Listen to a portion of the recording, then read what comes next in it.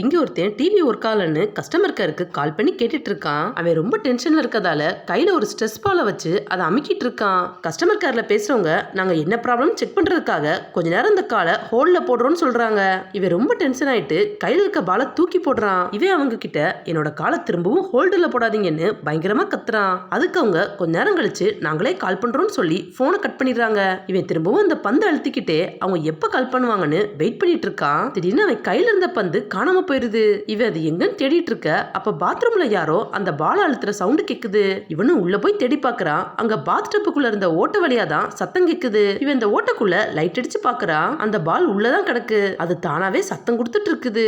இவனோட விரல விட்டு அதை எடுக்கலாம்னு பாக்குறான். அப்ப அந்த பால் திடீர்னு மேல வந்து இவன் மேலேயே அடிச்சிருது. இதனால இவன் மயங்கி அங்கேயே விழுந்துடுறான். கொஞ்ச நேரம் கழிச்சு போன் அடிக்கிற சவுண்ட் கேட்டு இவன் மயக்கத்துல இருந்து எந்திக்கிறான். இவன் இந்த போன் அட்டன் பண்ணி பேசுறான். கஸ்டமர் கேர் தான் கால் பண்ணி உங்க டிவியோட ப்ராப்ளத்தை சால்வ் பண்ணிட்டோம். இப்போ உங்க டிவில ஒரு பாஸ்கோட் தெரியும், அதை சொல்லுங்கன்னு கேக்குறாங்க.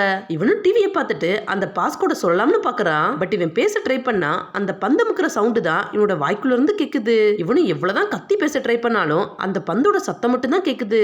இவனுக்கு ஒண்ணுமே புரியாம அவனோட கழுத்தை தொட்டு பாக்குறான். அப்ப இவன் கழுத்துல இருந்து திடீர்னு ரத்தமா வருது. அந்த பந்தோ இவனோட கழுத்து வழியாவே வெளியில வந்துருச்சு. இவன் இந்த பாலை பார்த்துட்டே இருக்க அது அப்படியே மேல போயிட்டே இருக்குது. கொஞ்ச நேரம் கழிச்சு பார்த்தா இவன் சோஃபால இருந்து கண்ணை முழிக்கிறான். இவனுக்கு முன்னாடி டிவி ஆன் ஆயிருக்கு.